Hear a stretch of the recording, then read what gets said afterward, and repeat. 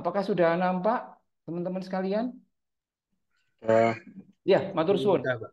Ya, terima kasih, terima kasih. Begini teman-teman sekalian, ini hipotesis ya. Hipotesis itu abstraksi lah. Jadi kalau di awal itu kan, aku ingin menyatakan ya sebagai sebagai resume dari apa yang nanti aku sampaikan itu, aku itu meyakini bahwa merebaknya peristiwa intoleransi berbasis identitas itu ya. Oh, kita ini apa praktek intoleransi yang berbasis agama, berbasis identitas gender dan lain sebagainya. Pokoknya merebaknya peristiwa intoleransi berbasis identitas itu sangat mungkin dipengaruhi tafsir masyarakat terhadap sila pertama Pancasila. Jadi itu yang ingin aku kupas lebih dalam keyakinan ini. Nah, keyakinan ini sebenarnya kalau ditanyakan, An kamu ini nanti mau presentasi apa? Sebenarnya aku itu mau ingin menjawab pertanyaan ini ya. Bagaimana membaca atau memahami sila pertama Pancasila agar kita menjadi manusia Indonesia seutuhnya. Kayak gitu. Jadi ini problem statement yang ingin aku jawab dalam kira-kira 25 menit ini. Kalau ditanyakan kenapaan ini kok penting? Pertama ya, kita ini kan udah meyakini ya, selama kita lahir cower di Indonesia begitu, maka kita mau tidak mau harus ya menerima Pancasila itu sebagai dasar. Nggak peduli kita ini Islam, Kristen, Katolik, penghayat, mau Tionghoa, mau apa namanya Batak, mau Madura, mau Sunni, mau Syiah, mau Ahmadiyah, macam-macam lah, mau heteroseksual atau mau non heteroseksual, kalau kita berada di Indonesia menjadi warga negara maka kita wajib menjadi apa memegangi Pancasila itu di atas identitas-identitas yang lain. Jadi ini semacam kayak USB gitu kan ya. Dulu itu kan bingung mau nyolokin termometer ke apa ke laptop aja bingung. Akhirnya kita ciptakan USB, Universal Serial Bus. Jadi apapun devices-nya, maka kalau ada USB itu akan bisa masuk. Jadi Pancasila itu adalah perekat, ya, perekat. Orang Islam mungkin nggak setuju, ya. Ada banyak yang nggak setuju dengan Alkitab.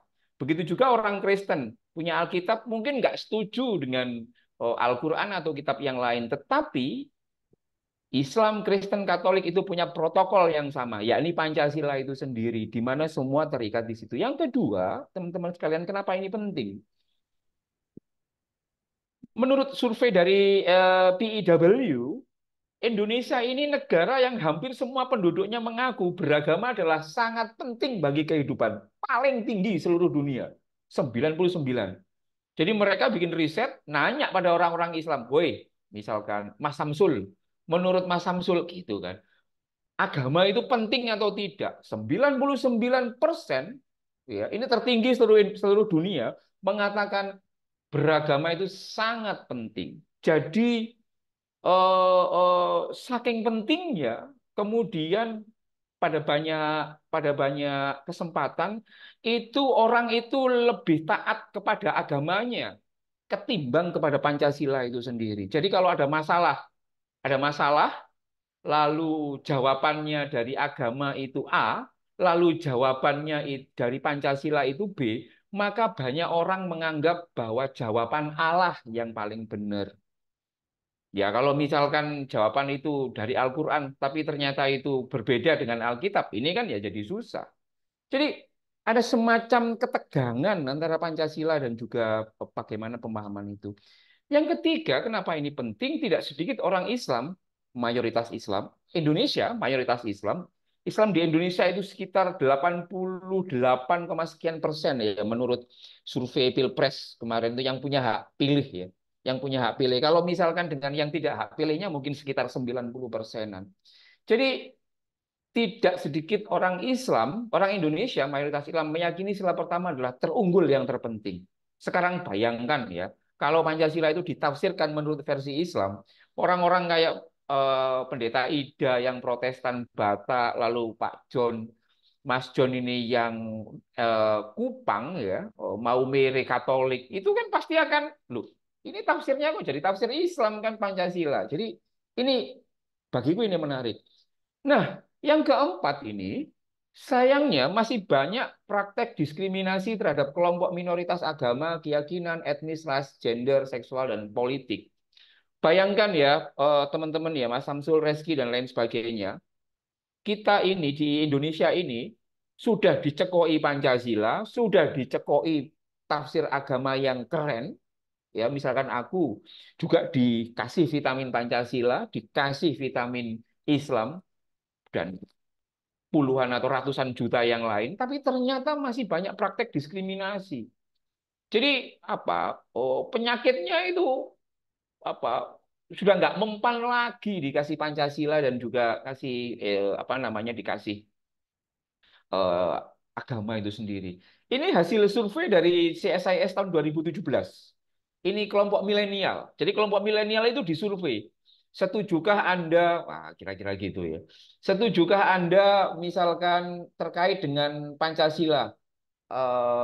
Apakah Pancasila bisa diganti atau tidak? 90,5% responden mengatakan Pancasila itu ya nggak bisa diganti. Pancasila itu pokoknya pondasi begitu. Tapi yang menarik ketika responden ini dikasih pertanyaan selanjutnya, apakah kalian menerima terhadap pemimpin yang berbeda agama? Yang menarik, 53,7% mengatakan, enggak, aku nggak mau. Aku nggak mau dipimpin oleh orang yang berbeda agama. Jadi misalnya kalau ini disurvei di PLN, pembangkit listrik Jawa Bali yang ada di Python mungkin seperti itu. Jadi nggak mau kalau misalkan manajer areanya atau direktur regionalnya, manajer regionalnya itu berbeda agama, mereka itu nggak mau. Tapi mereka juga meyakini Pancasila itu sakti. Jadi ini menurutku yang menarik seperti itu. Nah, saya juga mengecek di yang lain gitu. Ada masalah juga. Bagaimana misalkan intoleransi terhadap kelompok etnis yang tidak disukai begitu, terutama orang etnis Tionghoa. Jadi etnis Tionghoa itu tidak disukai di lingkungan katakanlah teman-teman Jawa itu sendiri. Sehingga kalau surveinya itu dikatakan bagaimana kalau ada etnis yang berbeda itu menjadi bupati, misalkan orang Tionghoa nyalon jadi bupati di Surabaya yang banyak Jawanya, itu berapa itu? 46 tambah 33. 78% mereka itu nggak setuju. Nggak setuju. Mereka lebih nyaman, mayoritas itu lebih nyaman, itu dipimpin oleh orang yang satu etnis dan satu agama itu sendiri. Apa yang sebenarnya terjadi seperti itu? Belum lagi dengan kelompok yang orientasi seksualnya berbeda seperti itu ya. Bayangkan 87,6% masyarakat menilai LGBT itu ancaman. Jadi yang ingin aku katakan teman-teman, kita ini kan harusnya menjadi manusia seutuhnya yang bisa menyayangi, yang bisa menghormati identitas orang yang berbeda dengan kita. Lalu kemudian kita minum dua vitamin namanya vitamin Pancasila dan vitamin agama, tapi ternyata kok kemudian kita kok masih juga bisa intoleran itu sendiri. Nah, sebelum aku nanti menyampaikan tafsir, ini terkait dengan soal Pancasila. Begini teman-teman, aku agak setback ke belakang dulu. Dulu waktu kita dijajah oleh Belanda, orang Indonesia itu terbagi menjadi tiga ketika melawan penjajahan Belanda itu. Jadi tiga bersaudara, anggap saja tiga bersaudara, itu sama-sama nggak suka dengan penjajah, tetapi alasannya berbeda. Ya, Belanda itu kan udah Barat, Kristen, kayak gitu kan. Itu dilawan oleh orang-orang Indonesia, dan orang-orang Indonesia ini terbagi menjadi tiga kelompok, tiga pasukan lah. Yang pertama adalah kelompok sosialis komunis, ya orang-orang seperti Musso, Aidit, kayak gitu. Mereka nggak suka dengan Belanda, bukan karena mereka penjajah, tapi karena Belanda itu dianggap sebagai kelompok borjuis. Jadi nggak suka aku dengan Belanda karena apa namanya kalian kelompok borjuis. Lalu kelompok nasionalis orang-orang seperti Soekarno dan Hatta itu nggak suka dengan Belanda karena Belanda dianggap melakukan penjajahan seperti itu. Jadi nggak suka dengan Belanda, alasannya berbeda-beda antara sosialis dan nasionalis. Nah, yang terakhir, yang terbesar itu kelompok Islamis. Kelompok Islamis itu adalah orang-orang Islam yang punya keinginan negara Indonesia ini menjadi negara Islam. Itu orang-orang Islamis kayak gitu. Misalkan Kahar Muzakar, lalu apa namanya Marijan Kartosuwiryo, lalu Natsir dan lain sebagainya kayak gitu. Mereka nggak suka dengan Belanda karena Belanda dianggap sebagai orang kafir. Nah, orang-orang Kristen yang ada di Indonesia itu masuk di kelompok nasionalis. Ketika Belanda ini kalah, tiga orang ini, tiga kelompok ini, tiga bersaudara ini, akhirnya duduk bersama dan kemudian rapat ketiganya. Enaknya Indonesia ini mau diatur dengan cara apa? Lalu orang-orang Islam mengatakan, karena orang-orang Islam ngomong, karena di sini mayoritas adalah orang Islam, maka Indonesia harus diatur dengan cara-cara Islam. Kelompok nasionalis nggak setuju, kelompok Kristen nggak setuju, tapi mereka nggak punya pilihan lain pada pembahasan tentang Pancasila itu. Lalu keluarlah draft Piagam Jakarta 22 Juni itu. Orang Islam nyodorin, ini loh, gitu kan. Kalau dibaca ini adalah apa namanya sangat terasa Islaminya ya, sangat terasa Islaminya. Misalkan di situ disebutkan terutama di sila pertama ketuhanan yang berkewajiban menjalankan syariat Islam bagi pemeluk-pemeluknya. Awalnya orang Kristen, orang-orang nasionalis, orang Katolik setuju dengan itu, tapi last minute mereka sadar, kelompok non-Muslim ini sadar dan kemudian berupaya untuk menggagalkan itu sendiri. Akhirnya Piagam Jakarta tidak jadi disahkan, yang disahkan adalah Pancasila seperti yang kita pegang saat ini. Semua orang mengatakan itu bisa diterima dengan baik, tapi sebenarnya ada ada ada luka di antara kelompok Islamis. Karena apa? Karena kelompok Islamis, orang-orang Islam kecewa bahwa merasa dirinya disabotase. Ya, kegagalan Piagam Jakarta itu bagi orang-orang Islamis itu dianggap sebagai kemenangan orang-orang nasionalis dan orang-orang Kristen yang itu dibawa hingga sekarang itu sendiri. Sejak saat itu orang-orang Islam sangat curiga terhadap kelompok-kelompok Islam dan Katolik. Jadi ada banyak sekali etapa sejarah di mana umat Islam Indonesia itu merasa ketakutan Indonesia itu akan dijadikan sebagai negara Kristen. Puncaknya itu kalau kalian baca buku ini ya, bukunya Avery T. Willis, Indonesian Revival Why 2 Million Come to Christ. Jadi pada tahun 67 sampai 69 menurut buku itu ada 2 juta orang itu masuk Kristen. Jadi 2 juta orang masuk Kristen. Jadi ketika melihat orang Kristen, orang Islam banyak yang masuk Kristen itu, orang-orang Islam, politisi Islam pada waktu itu menjadi sangat takut kepada orang Kristen. Takutnya apa? Takut negara Indonesia ini akan dijadikan negara Islam, negara Kristen. Sejak saat itu kemudian di kalangan kelompok-kelompok Islam ada semacam semangat untuk melawan apa yang mereka sebut sebagai kristenisasi itu sendiri.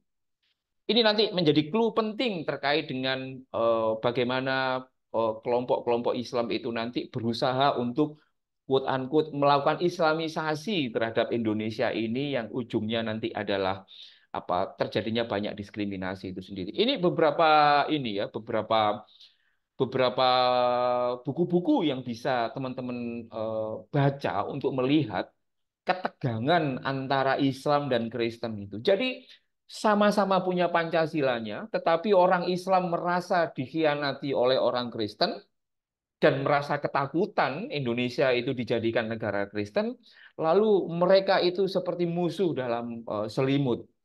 Itu menurut saya menjadi hal yang sangat penting sekali. Nah, luka antara pertikaian antara Islam dan Kristen itu dibawa hingga sekarang termasuk di dalam cara membaca.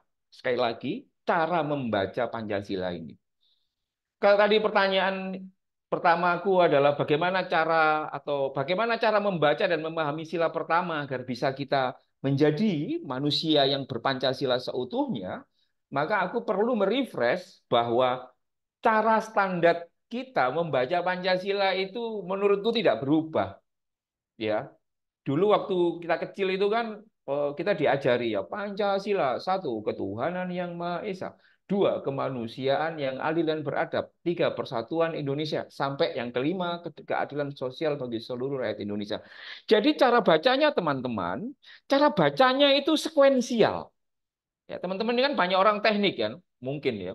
Sekuensial, sekuensial itu seperti anak tangga, satu, dua, tiga, empat, lima begitu. Dan cara baca sekuensial ini menggiring kita bahwa sila yang pertama itu dianggap sebagai the top of the top. Jadi apapun itu selalu, wah ini nggak sesuai dengan sila ketuhanan yang Maha Esa. Jadi implikasi dari cara baca yang Pancasila satu, Pancasila 2, 3 itu adalah meletakkan superioritas bahwa sila pertama itu di atas segala-galanya. Apakah ini bermasalah? Pada perjalanannya nanti bisa bermasalah, ya. Nanti bisa bermasalah gitu kan. Aku ingin mengatakan bahwa terhadap cara baca Pancasila ini orang Indonesia itu terbelah menjadi tiga, ya. Nanti teman-teman bisa ngecek apa namanya, eh, teman-teman ada di kelompok yang mana. Ini, aku menyebutnya sebagai tiga kuadran Pancasila ditafsirkan. Jadi ada tiga kelompok orang Indonesia itu cara bacanya gitu kan. Jadi kalau di dalam ilmu Al-Quran itu ada kiroah sab'ah begitu ya. Ini ada tiga cara untuk membaca Pancasila yang itu juga punya implikasi masing-masing. Pertama kelompok mainstream ya. Kelompok mainstream itu mungkin ya banyak di antara kita. Ini cara membaca sila Pancasilanya ya secara sekuensial. Secara sekuensial itu ya secara yang tadi saya sampaikan itu. Pancasila, satu, ketuhanan yang Maha Esa. Dua, kemanusiaan yang adil dan beradab. Dan ya sekali lagi, mereka ini, kelompok mainstream ini menganggap sila pertama yang paling sakti dalam Pancasila. Kelompok mainstream ini tidak.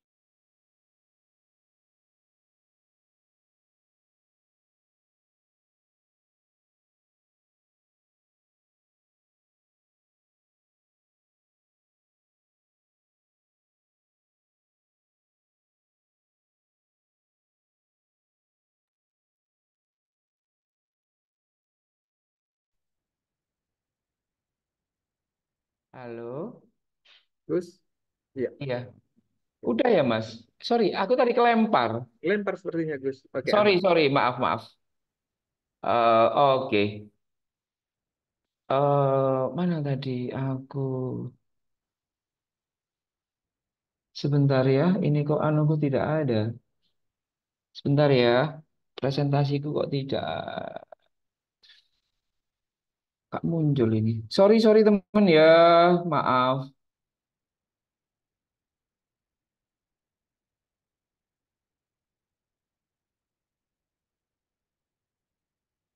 Nggak muncul ya.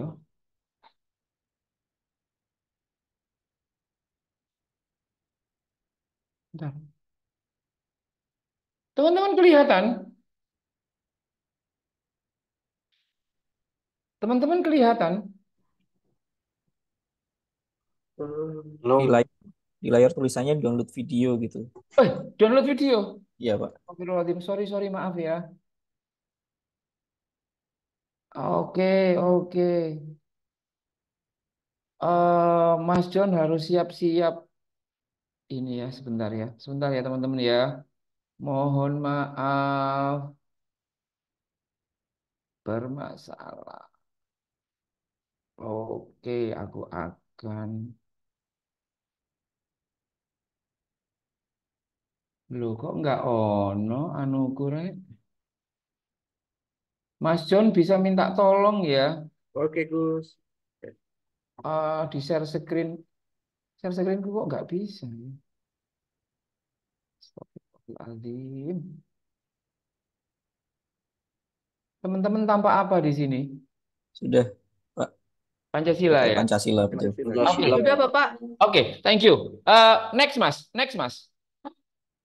Jadi gini. Ini. Oke. Jadi teman-teman, aku belum pernah survei ya, belum pernah survei. Tapi mostly orang-orang Indonesia itu kebanyakan itu ada di sini. Jadi mereka membaca secara sekuensial soal Pancasila yang mereka tidak aware bahwa menganggap sila pertama itu yang paling sakti, yang paling sakti. Pokoknya ketuhanan yang Maha Esa. Jadi kalau misalkan nggak suka dengan orang-orang ateis gitu kan, mereka mereka ngomong, ya karena kita kan ketuhanan yang Maha Esa. Kamu lalu ditafsirkan, kita harus bertuhan. Kita harus bertuhan. Begitu kan. Sehingga ketika ada orang yang dianggap itu tidak bertuhan, itu dianggap jelek dan dianggap sebagai penjahat. Kayak gitu. Jadi kelompok mainstream ini cara baca Pancasilanya sekuensial, menganggap sila pertama yang paling sakti, 4 sila lainnya tidak digubris. Apa implikasinya dari cara baca yang seperti ini kalau tidak hati-hati? Maka yaitu tadi, kalau ada orang di PLN mengaku dirinya itu tidak bertuhan, maka oleh orang-orang mainstream ini akan dituduh sebagai individu yang jahat dan musuh negara. Jadi misalkan aku mengatakan, aku tidak mengakui Tuhan. Maka tanpa dikonfirmasi lagi, banyak orang akan langsung menjudgeku sebagai orang yang jahat, sebagai orang yang musuh negara, bahkan kalau perlu harus dipenjara. Gitu.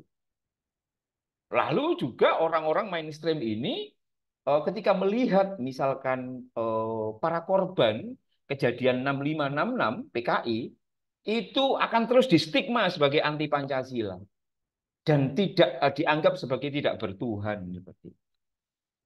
Jadi implikasinya teman-teman sekalian kalau Pancasila dibaca secara sekuensial secara tidak hati-hati maka ya sila pertama itu akan dijadikan sebagai basis untuk menghajar orang-orang yang tafsirnya nggak sama dengan dia. Gitu.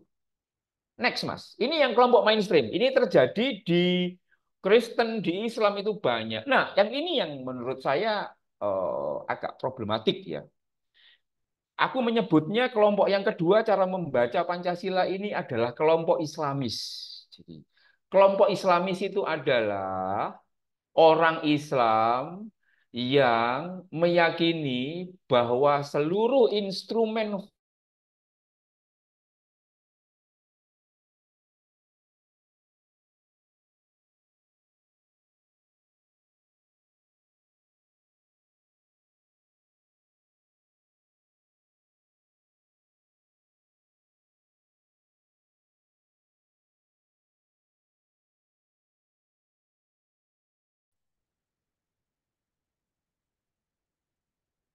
terlempar lagi ya, Mas. Halo, Mas John? Mas John, halo? Halo Gus. Halo? Ya Gus, Ya, sudah, oke. sudah, sudah. Oke, terima kasih. Jadi teman-teman, kalau Anda Islam, Anda bisa jadi masuk di ranah yang kedua tadi, yang pertama tadi, atau masuk yang di sini. Tapi jangan sampai di sini lah. Jangan sampai yang di kuadran yang kedua. Di kuadran kedua ini adalah aku menyebutnya sebagai kelompok Islamis. Cara baca Pancasilanya itu persis seperti mereka di kelompok pertama, yakni secara sekuensial. Pancasila satu, ketuhanan yang Maha Esa. Dua, kemanusiaan. Sama. Tapi ini lebih berbahaya lagi. Ya, jadi ini varian dari kelompok yang satu. Jadi apa variannya? Apa tambahannya?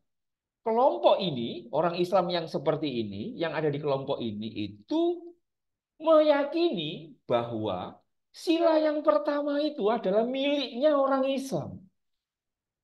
Sekali lagi, orang Islam yang masuk di kuadran ini, karena tidak mungkin orang Kristen masuk di kuadran ini ya, paling pol ya di kuadran yang mainstream. Ini orang Islam yang Islamis. Saya orang Islam tapi bukan Islamis, ya. Jadi saya orang Islam tapi tidak meyakini bahwa Islam itu harus menjadi instrumen formal di negara kita gitu. Artinya aku orang Islam tapi tidak setuju Indonesia menjadi negara Islam. Nah, Ketika aku punya pandangan seperti itu, maka aku bukan Islamis. Islamis itu adalah orang Islam yang meyakini Indonesia harus menjadi negara Islam, titik. Seperti itu. Nah, orang Islamis ini mempunyai keyakinan bahwa sila pertama yang berbunyi ketuhanan yang Maha Esa itu dianggap sebagai silanya orang Islam. Saya pernah punya teman seperti ini. Salah satu orang yang seperti ini yang menurut saya itu adalah Egy Sujana. Ya, Egy Sujana. Ketika dia bersidang di Mahkamah Konstitusi, ketika judicial review katakanlah undang-undang keormasan atau pembubaran HTI atau seperti apa begitu, undang-undang keormasan, dia meyakini bahwa sila pertama itu bukan sila miliknya John Wollo yang Katolik atau Ida Sianipar yang Kristen. Enggak.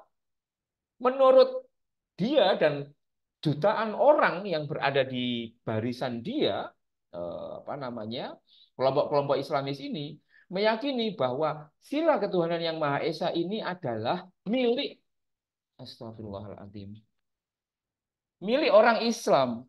Nur, ya, milik orang Islam. Karena apa? Dalam pandangan mereka, Esa itu tauhid. Tauhid itu satu. Satu itu ya hanya Tuhannya orang Islam saja yang satu. Tuhannya Pak John Wollo, Tuhannya Bu Ida itu dianggap tiga. Kayak gitu. Maka implikasinya apa?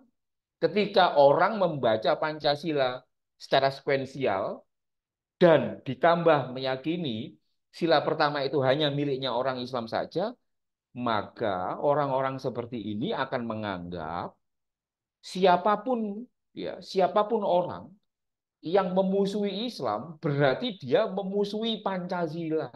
Yang oleh karena itu harus dihajar. Dalam bayangan mereka, mengganggu umat Islam dianggap mengganggu Pancasila. Jadi Pancasila ini diklaim, sila pertama ini diklaim menjadi miliknya orang Islam. Karena apa? Ya karena itu tadi, mereka ini gagal memahami tentang konsep Esa itu sendiri. Esa dalam pandangan kelompok ini dimaknai satu dan meyakini Tuhannya orang Islam sajalah yang satu. Orang Tuhan itu agama-agama selain Islam dianggap Tuhannya lebih dari satu yang oleh sebab itu dianggap tidak lagi sah untuk memiliki Pancasila. Bahaya orang-orang seperti ini. Bahaya seperti itu. Nah, kalau ditanya ke aku, gimana jumlah orang-orang yang seperti ini? Banyak atau tidak? Next, Mas. Ada survei yang menurutku menarik.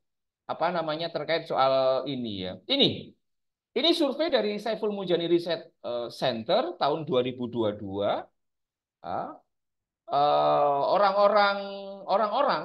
Orang-orang semuanya apapun agamanya ditanya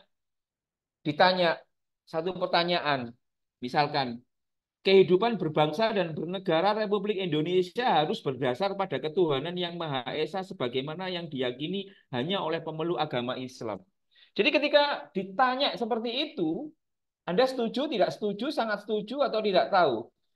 Itu yang menjawab sangat setuju itu 9,3%, yang menjawab setuju 35,1%. Jadi kalau mau ditambahkan, itu ada sekitar berapa itu? 44,4. Jadi ada 44,4% orang Indonesia itu meyakini bahwa Pancasila itu ditafsirkan sesuai dengan agama Islam. Bayangkan ya, kasihan lah orang-orang, bukan kasihan ya, tapi gimana nasib orang-orang Kristen, orang-orang Katolik dan lain sebagainya. Pun juga yang lain. Itu sebabnya misalkan jangan heran kalau banyak gereja yang ditutup. Karena apa? Dalam konstruksi orang-orang yang berpikiran Islam yang paling benar, nutup gereja itu dimaknai, nutup gereja itu diniati itu untuk menutup rumah pemberhalaan Tuhan. Jadi banyak orang Islam meyakini bahwa orang Kristen itu menyembah berhala, menyembah tiga Tuhan. Jadi kalau mereka mau mendirikan gereja berarti mau mendirikan penyembahan Tuhan selain Allah yang satu. Itu sebabnya harus ditutup. Kayak gitu. Ya gara-gara Pancasilanya yang model kayak gini. Ini terverifikasi. Ada lagi, misalkan apa ini? Yang nomor 3 itu sebagai yang 3 ini ya, yang sebelah kanan sendiri. Ada mereka ini ditanyai sebagai kelompok yang lebih besar, penganut agama Islam harus diperlakukan lebih baik dari pemeluk agama lain oleh negara. Kalian tahu berapa yang menjawab setuju dan sangat setuju? Itu ada sekitar 38,8%. Mereka meyakini bahwa ya karena kami ini mayoritas ya perlakukan kami dengan lebih baik ketimbang pemeluk agama yang lain. Kayak gitu. Dari mana mereka ini? Implikasinya ya itu tadi.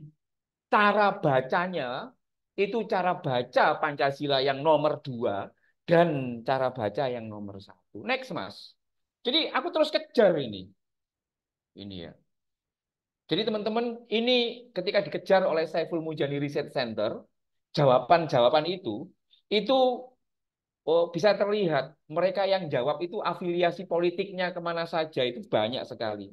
Misalkan PDIP, ya orang yang nyoblos PDIP, ternyata ada misalkan 32% dan 32% orang yang nyoblos PDIP itu setuju bahwa sila pertama itu ya sesuai dengan agama Islam.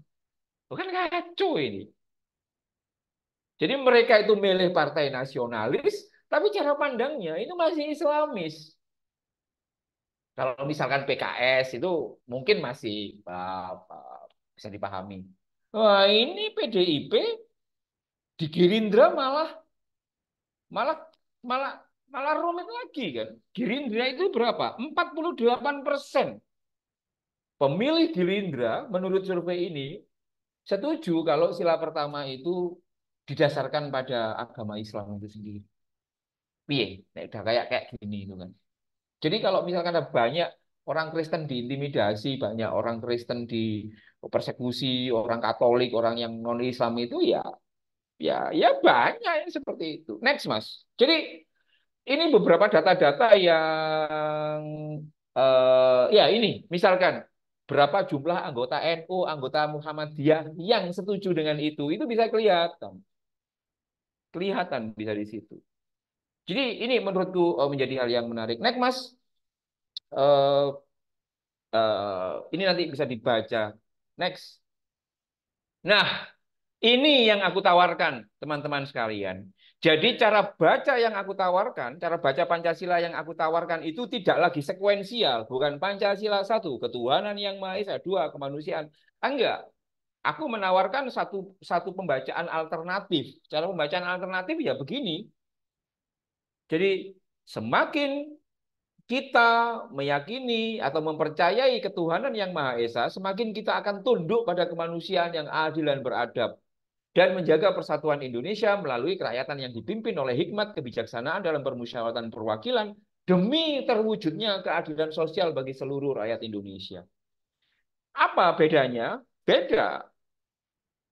Bedanya adalah kalau yang di kuadran yang ketiga ini, ya, yang ketiga ini, itu jelas semakin kita berislam, katakanlah kalau aku Islam, semakin aku meyakini Gusti Allah dan Nabi Muhammad sebagai utusannya, maka semakin aku akan tunduk pada kemanusiaan yang adil dan beradab. Jadi semakin aku berislam, semakin aku akan tunduk pada kemanusiaan yang adil dan beradab dan menjaga persatuan.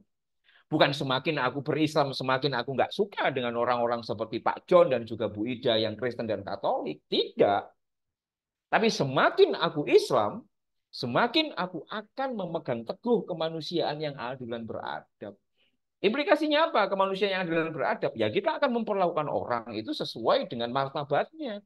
Kalau ada orang mau eh, kalau ada orang mau bangun gereja, sebagai orang Islam dengan cara pandang yang kuadran 3 ini, maka aku akan membantunya. Butuh semen enggak? Listriknya sudah atau belum? Kamu punya batu bata atau tidak? Ini tak sumbang dan lain sebagainya. Jadi sekali lagi yang aku tawarkan cara baca Pancasilanya adalah semakin kita mempercayai ketuhanan yang Maha Esa, semakin kita akan tunduk pada kemanusiaan yang adil dan beradab dan menjaga persatuan Indonesia melalui kerakyatan yang dipimpin oleh hikmat kebijaksanaan dalam permusyawaratan perwakilan demi terwujudnya keadilan sosial bagi seluruh rakyat Indonesia. Jadi semakin Anda Katolik, semakin Anda Protestan, semakin Anda Islam, semakin Anda akan memperlakukan orang secara manusiawi, menjaga persatuan Indonesia, dan yang paling penting, semakin Anda Islam, semakin Anda akan berusaha mewujudkan keadilan sosial bagi seluruh rakyat Indonesia. Jadi indikatornya bukan sudah berapa kali kamu ke Mekah, berapa kali kamu ke Yerusalem, sholatmu sudah khusyuk atau tidak. Enggak, itu enggak diatur. Yang diatur adalah etika publiknya. Semakin kita bertuhan, semakin kita akan manusiawi, menjaga persatuan, dan lain sebagainya. Kuadran ini yang aku yakini, yang itu sebabnya membimbingku untuk melakukan berbagai hal yang menurutku baik. Next, Mas, ini contoh-contohnya yang aku lakukan. Implikasi ketika kita masuk ke alternatif ini itu adalah ini. Jadi ya ini, sorry. Jadi ketika kita meyakini cara membaca Al-Qur'an, cara membaca Pancasila dengan format yang ketiga, maka kita akan menganggap orang itu tidak Pancasila kalau ada orang mengaku bertuhan tapi mengabaikan kemanusiaan. Jadi kalau ada orang Islam mengabaikan kemanusiaan, ya kamu nggak Pancasilais, nggak bertuhan, apa cara Tuhanmu aneh, gitu kan. Jadi kalau ada orang mengaku bertuhan namun tidak menjaga kebinekaan dan persatuan, itu tidak Pancasilais.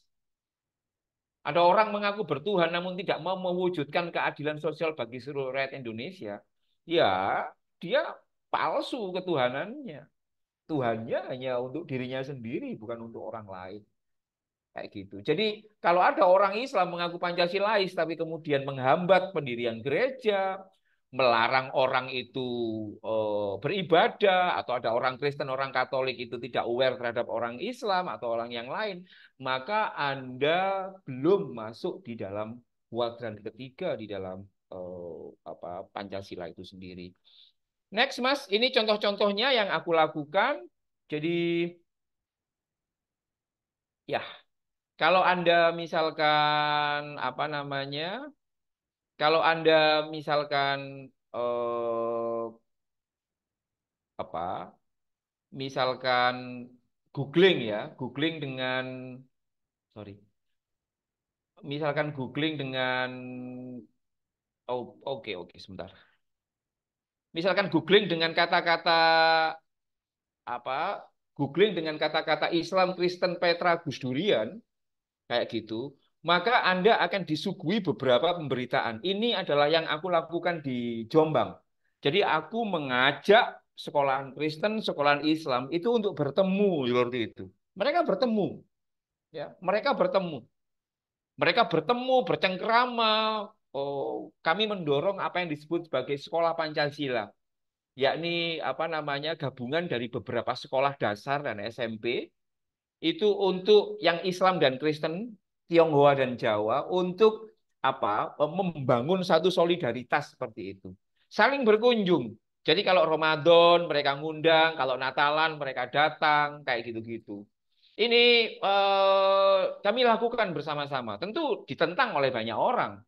Misalkan ketika yang di gambar sebelah kanan itu ketika kami diundang oleh teman-teman itu, anak-anak Islam diundang untuk buka bersama di GKI, di gereja GKI, lalu disediakan tempat sholat karena tidak ada musola di situ, lalu sholatnya di depan gereja itu, lalu viral, dan kemudian dibully oleh banyak orang. Misalkan, kenapa kok nggak di masjid saja? Kenapa kok di situ caper yang pansos dan lain sebagainya. Tapi yang ingin kami lakukan adalah semakin kita meyakini Gusti Allah dan Nabi Muhammad itu sebagai sosok penting, maka semakin kita akan manusiawi. Ketika diundang orang tidak mengecewakan kayak gitu. Dan kami tidak menggadaikan akidah dan lain sebagainya. Kami tetap sholat kayak gitu. Yang lainnya mungkin tidak akan datang, tapi kami datang itu, lihatlah banyak teman-teman anak-anak Islam dan Kristen itu saling bercengkrama dan hingga sekarang. Next, Mas.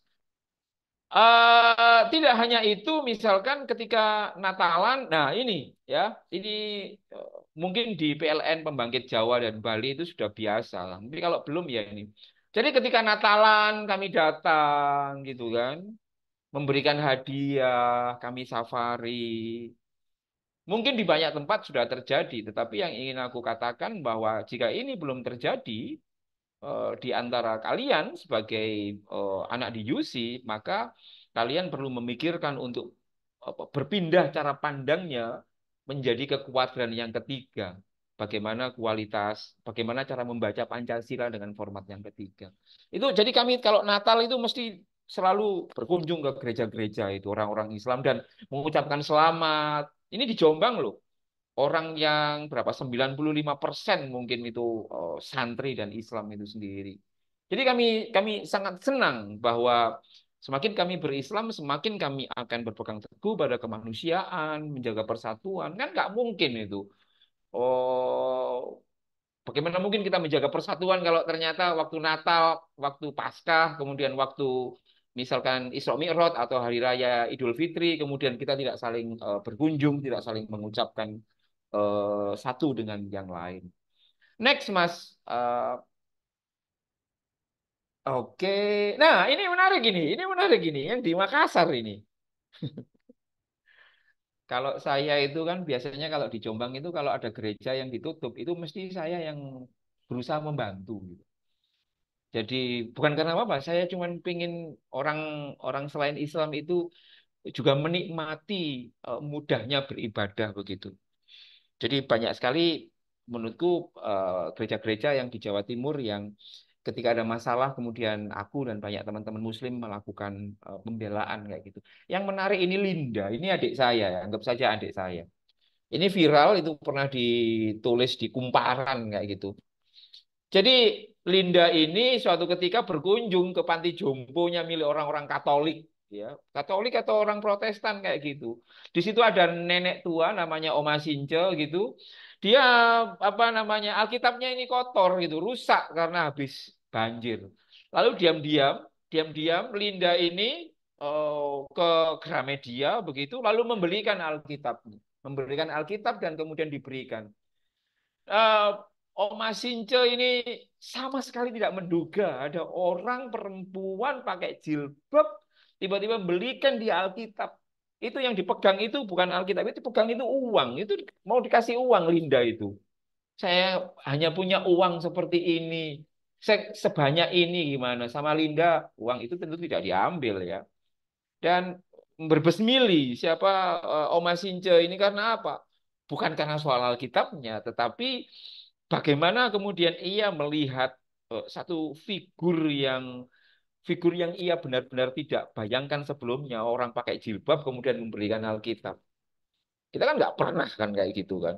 Biasanya kan ya kita menganggap bahwa memberikan Alkitab orang, kitab sucinya orang lain itu dianggap sebagai bentuk pengkhianatan. Tetapi kalau kita cara bacanya adalah cara baca Pancasila yang kuat dan ketiga, maka semakin kita berislam, semakin kita meyakini ketuhanan Allah Islam bagi yang Islam, semakin kita akan memegang teguh prinsip kemanusiaan yang dalam beradab, menjaga persatuan Indonesia berdasarkan kerajaan yang dipimpin oleh hikmat demi terwujudnya keadilan sosial bagi rakyat Indonesia. Next, Mas, yang terakhir, saya kira ini penting.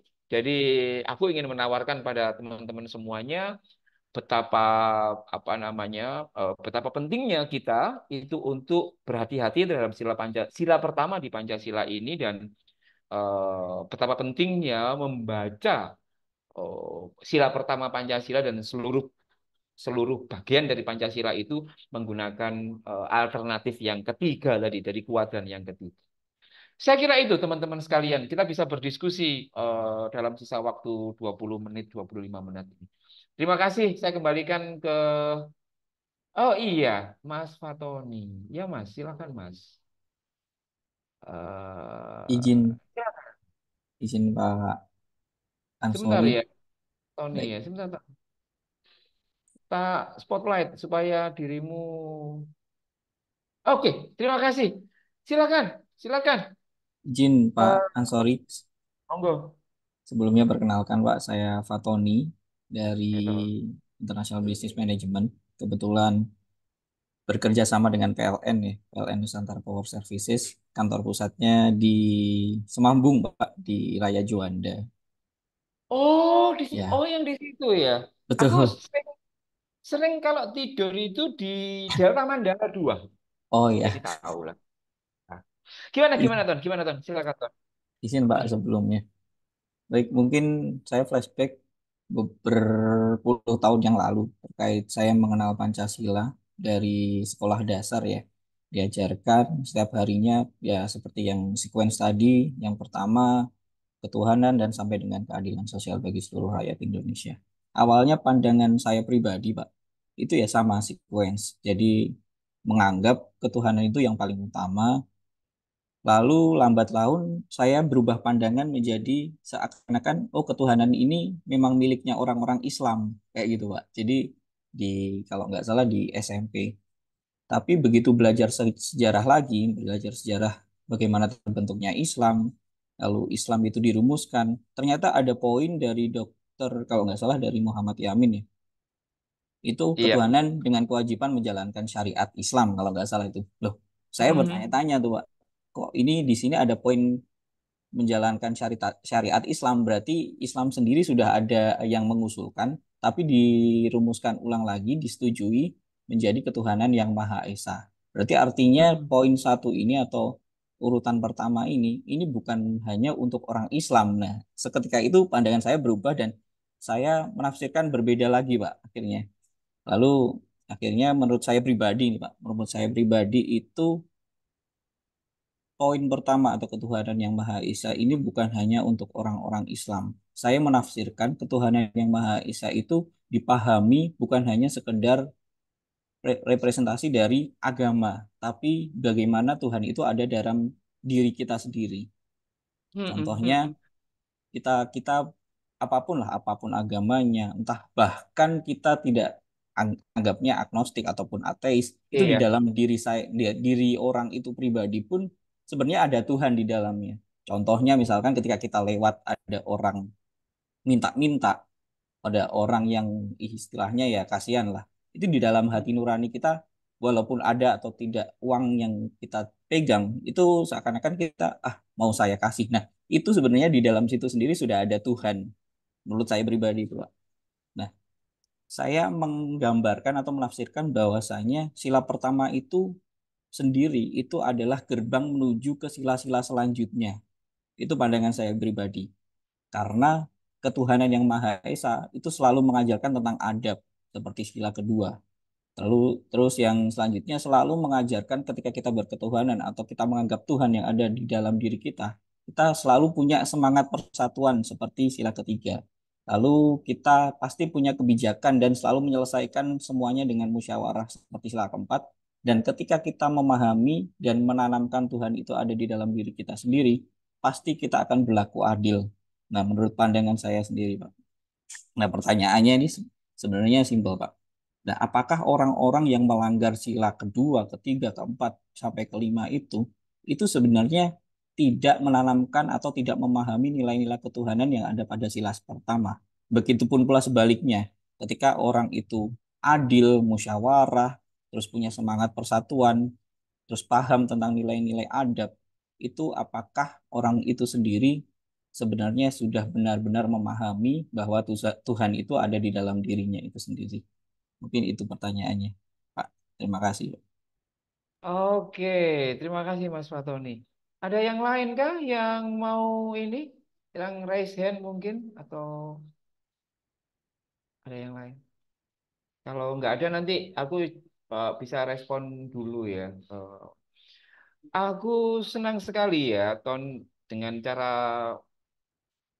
eh, kan kalau kita mau belajar mobil itu kan nggak bisa langsung lancar gitu kan, nabrak-nabrak dulu. Semakin kita sering nabrak, semakin kita sering latihan, kita akan menjadi skillful kayak gitu ya. Sama dengan yang kamu alami, aku juga mengalaminya seperti itu, alaminya seperti itu dan anehnya kan. tidak semua orang ya, tidak semua orang itu memiliki kemampuan untuk mengelola pengalaman-pengalaman itu menjadi sumber kedewasaan. Gitu. Nah, bayangkan sendiri yo, misalkan apa, bagaimana nasib PLN kalau misalkan orang Islamnya itu cara pandangnya seperti yang disurvei itu kan. Ya kan tidak semua orang kayak kita, kayak semua orang yang ada di sini. Tapi kan kita punya tugas untuk mendorong mereka untuk apa namanya, untuk bisa menjadi apa, semakin kita ini meyakini Pancasila, sebenarnya semakin kita ini sudah tidak melihat lagi perbedaan, Ton. Jadi gini, Ton, kita ini kan dididik untuk lebih fokus mencari perbedaan ketimbang mengumpulkan persamaan. Jadi, misalkan ya, kamu sama aku ya, kamu sama aku. Selalu kita melihat apa perbedaannya. Sama dengan kita di koran-koran kan, ada dua gambar yang benar-benar kelihatannya mirip, tapi kan tugasnya selalu carilah 5 perbedaan. Jadi, agama dan pengetahuan kita di Indonesia itu selalu energinya dicurahkan untuk mencari perbedaan. Aku sama Pak, jadi lebih mudah mencari perbedaan. Jadi apa namanya, padahal kalau kita terus meruncingkan perbedaan itu, ya kita tidak akan bisa apa namanya mencari persamaan di antara kita. Nah, orang-orang yang menurutku level Pancasilanya lebih tinggi itu, misalkan kamu dengan Mas John, lalu ada orang ya, Pak John gitu kan, dia kan Katolik. Kamu apa, ke gereja atau ke masjid, Ton? Alhamdulillah ke masjid. Ke masjid ya, oke. Itu kan. Lalu ada orang, misalkan aku temanmu, ngomporin kamu. Ton, kamu itu sama John itu ya nggak sama dan lain sebagainya. Kamu Islam, dia Katolik seperti itu. Pokoknya selalu mencari cara bagaimana bahwa kamu dan Pak John itu nggak sama. Tapi kalau jawabanmu, iya, kita ini nggak sama. Dia orang Timur, aku orang Jawa gitu kan. Tapi kita kan sama manusianya, sama-sama punya darahnya dan lain sebagainya. Jadi ciri orang Islam yang kukuh Pancasilanya adalah ia kemana-mana selalu mencari persamaan dengan yang lain. Selalu mencari persamaan dengan yang lain. Oh, sama aku dengan orang Tionghoa. Oh, sama. Ya, beda dikit ya. Satunya sipit, satu enggak, dan lain sebagainya. Jadi, di dalam Pancasila itu seperti yang sedang kamu sampaikan dan juga apa namanya kamu hayati hingga sekarang itu, eh, banyak masih sering dipahami oleh banyak orang, terutama orang Islam itu menjadi indikatornya ritualistik begitu loh, Don. Jadi implikasi dari pembacaan pertama dan kedua, maka dia itu biasanya ritualistik. Bahwa ketuhanan yang Maha Esa itu dianggap semakin kencang sholatnya. Apakah ada yang salah dengan semakin kencang sholatnya? Tidak ada yang salah, tapi itu kan urusannya vertikal. Pancasila itu ngatur horizontal. Ya sama kayak kamu di PLN itu kan. Kamu itu kan digaji bukan berdasarkan agamamu toh. Kalau kamu Islam di situ banyak mayoritas Islam, lalu kamu telatan, kamu kalau ini lembur nggak jelas dan lain sebagainya, ya kamu akan drop. Jadi meritokrasi itu berdasarkan kepada apa yang dilakukan, bukan identitasmu itu sendiri. Dan itu sebabnya maka menjadi penting untuk kita untuk meyakini bahwa Pancasila itu tidak hanya ngatur soal vertikal, konang gereja, konang masjid, kon Jumatan entah tidak, itu tidak terlalu menjadi fokus Pancasila. Yang jadi fokus Pancasila pintu gerbangnya itu adalah etikamu, etikamu gitu kan. Dari kata Gus Dur itu kan yang dilihat dari orang Islam itu etikamu, etika publikmu gitu. Bukan seberapa hitam jidatmu dan lain sebagainya untuk menentukan itu sendiri. Maka aku menjadi penting. Begini, Ton. Kata Esa ini bermasalah. Bermasalah itu begini, ada 3 tafsir soal Esa. Ya. Kebanyakan orang menganggap Esa itu satu. Lalu satu, satu binary number.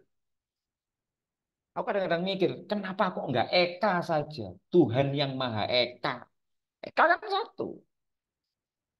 Kenapa kok Esa? Ada banyak orang memaknainya sebagai satu. Ketika satu sebagai bilangan, maka ketika melihat model ketuhanannya Trinitas seperti orang Katolik, orang Protestan, mereka jadi bingung, tidak bisa memahami. Cara pandang yang kedua itu Eka bermakna suchness. Suchness itu yang demikian itu. Jadi menurut tafsir yang kedua, Tuhan yang Maha Esa itu artinya Tuhan yang Maha seperti itu. Artinya seperti itu tuh bagaimana? Kalau ada tanya ke kamu, Ton, Tuhan itu seperti apa? Dan kalau kamu orang Islam Sunni Sawi itu kan kamu akan didoktrin untuk Tuhan itu tidak sebagaimana makhluk, tidak punya tangan dan lain sebagainya. Tapi Tuhan sendiri itu Maha Esa dalam arti Maha Suchness. Suchness itu ya seperti itu, tidak bisa didefinisikan. Jadi Tuhan itu ada, ya. Jadi Tuhan itu Suchness itu seakan-akan Tuhan itu ngomong kayak gini, Ton. Wahai umat manusia, apapun agamamu, aku ini ada.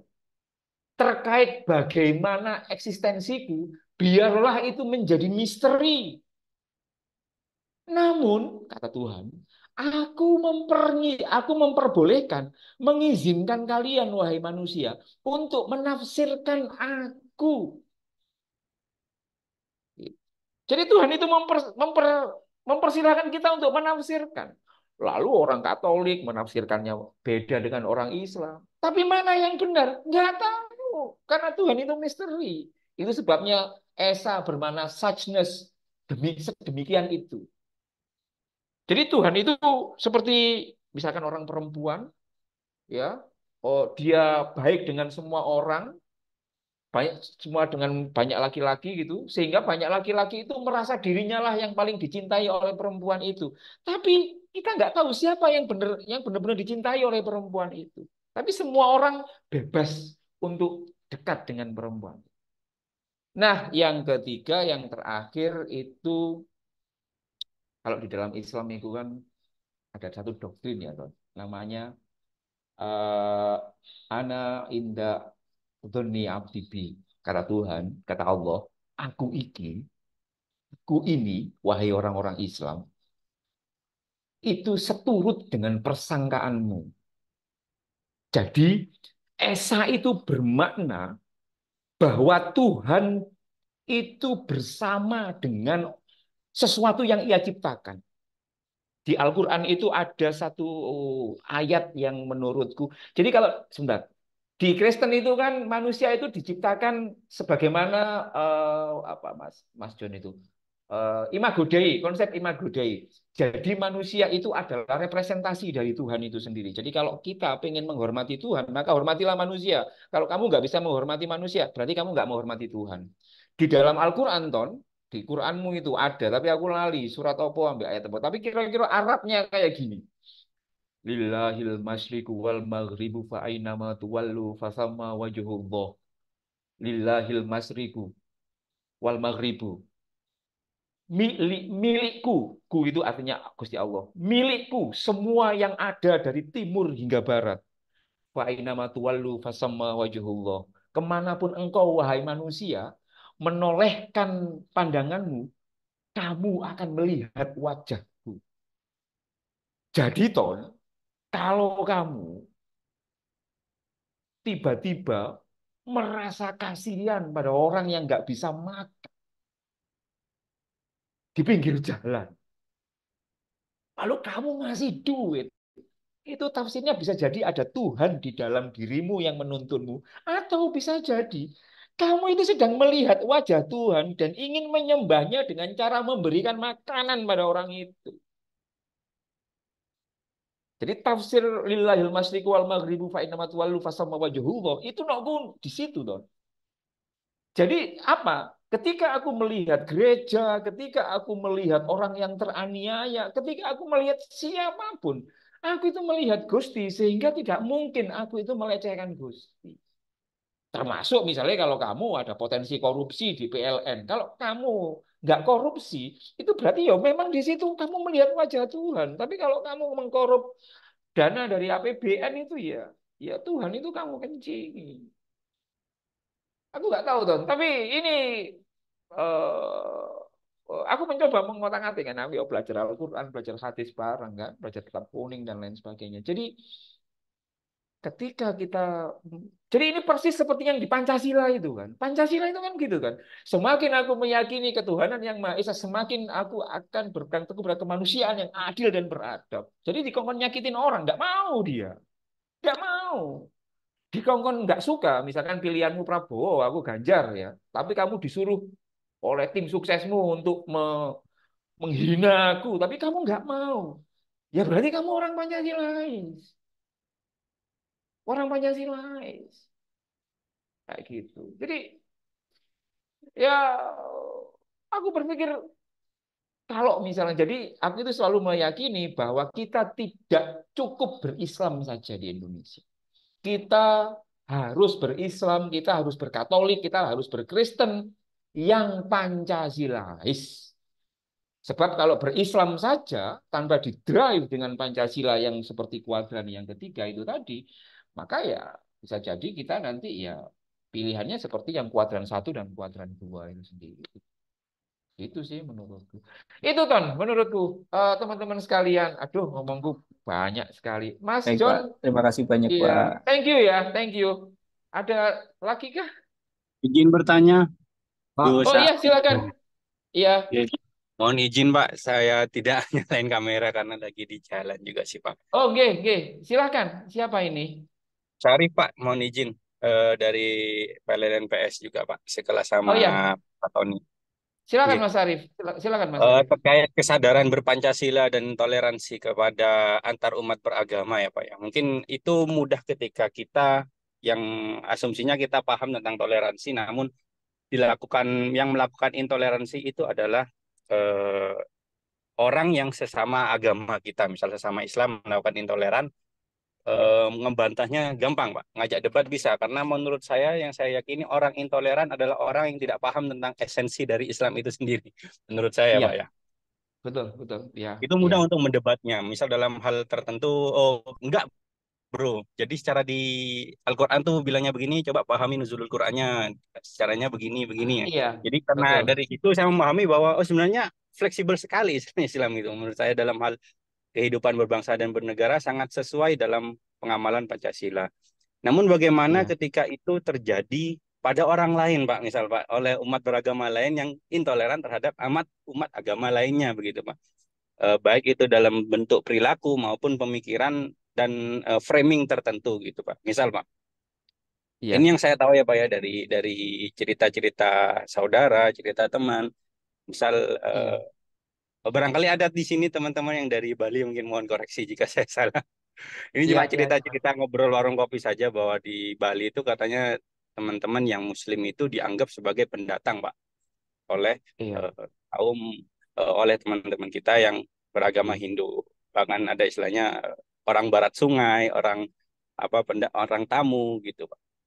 Mm, mm, mm, Walaupun mm. secara silsilah yang Muslim Ini itu orang sudah Bali, lama, lama di sudah Bali. bertahun-tahun, sudah dari nenek moyang sudah di Bali begitu. Nah, Mm, bagaimana kita ingin menyadarkan eh, apa ya, menyadarkan tentang kesadaran Pancasila kepada orang lain, Pak, untuk orang-orang yang eh, Iya, intoleran baik itu secara pemikiran maupun secara perilaku, terhadap tingkah betul. lakunya begitu, Pak.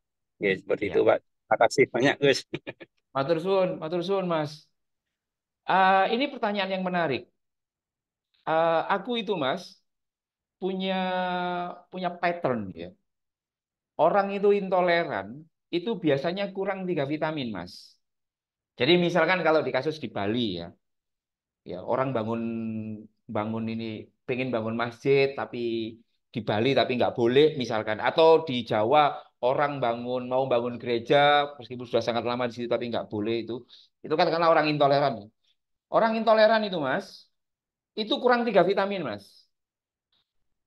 Kalau pengen dia toleran, itu vitaminnya harus dijagai, harus dikasih. Pertama, orang yang intoleran itu biasanya curiganya itu tinggi kepada orang yang berbeda. Ada ketakutan-ketakutan tertentu. Nah, vitamin yang pertama itu vitamin nilai, Mas. Vitamin nilai ya, kalau kita ketemu dengan teman yang masih intoleran, kita pasti bisa lihat otaknya kalau dibedah, itu kalau di Islam, itu otaknya itu mesti ujungnya itu banyak hal, oh, yang ada di kepalanya itu halal haram, halal haram, halal haram.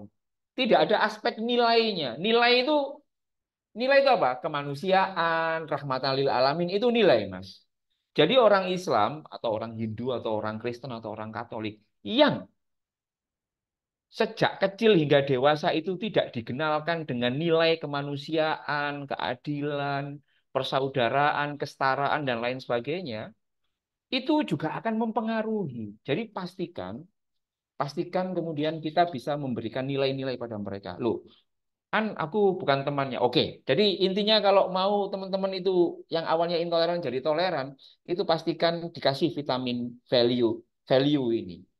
Yang kedua, yang kedua, yang kedua itu vitamin pengetahuan. Yang tadi nilai itu contohnya ya Mas, kemanusiaan, rahmatalil alamin, kasih sayang itu nilai value, ya value. Yang kedua itu vitamin pengetahuan. Pengetahuan itu begini Mas. Misalkan kasus yang di Bali itu ya. Kenapa orang yang di Bali itu menjadi resisten kepada orang Islam? Sangat mungkin orang yang resisten yang di Bali itu masih memahami bahwa orang Islam itu ya teroris semuanya.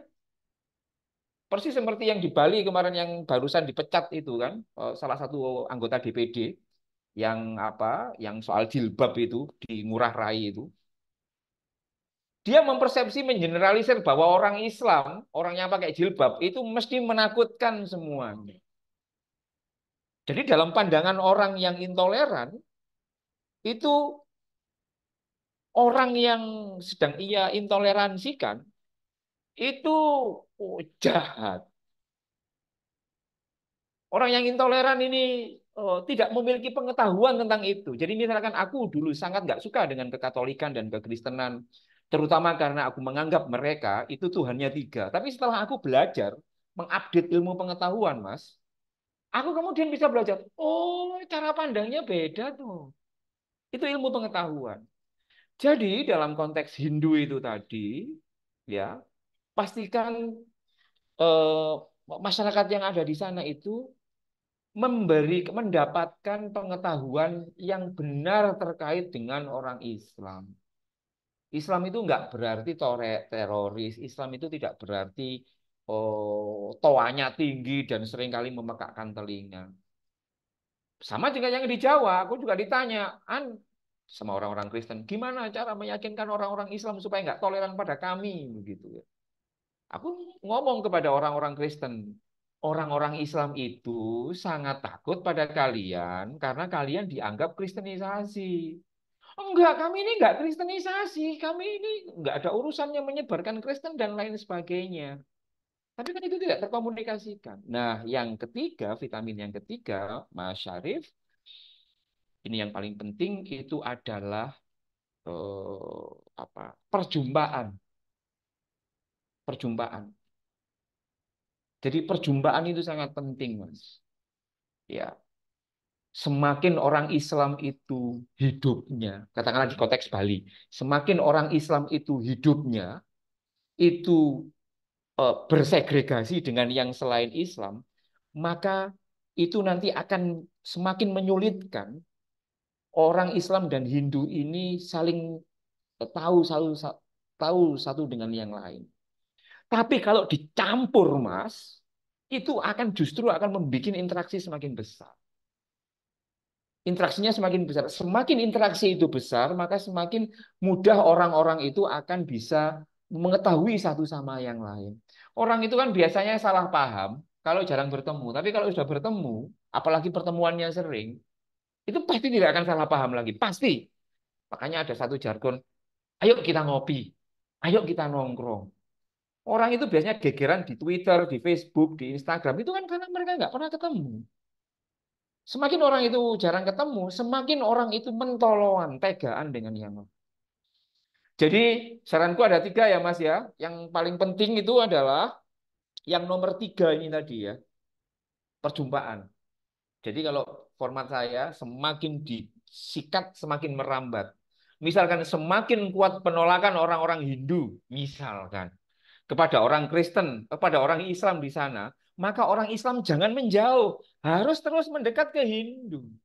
Sama kayak sampean dulu kan, ditolak sama cewek yang sampean sukai. Kalau sampean patah hati, ya ketika ditolak, terus kemudian diinggati, tidak dikejar, ya sudah gak dapat apa-apa. Tapi dalam prinsipku, semakin ditolak, ya semakin ditolak, Anda harus semakin mendekat, mendekat, mendekat, mendekat, mendekat. Supaya apa? Supaya tidak ada kesalahpahaman. Karena bisa jadi orang itu nggak suka dengan kita karena belum tahu tentang kita. Saya kira itu teman-teman sekalian. Mohon maaf ini pinginnya sih ngobrol terus, tapi aku harus pergi. Mas John Wolo, Gus. kapan-kapan, kapan-kapan disambung lagi. Saya kira Hmm. apa namanya? Terima kasih banyak ya Gus ya, Ya. teman-teman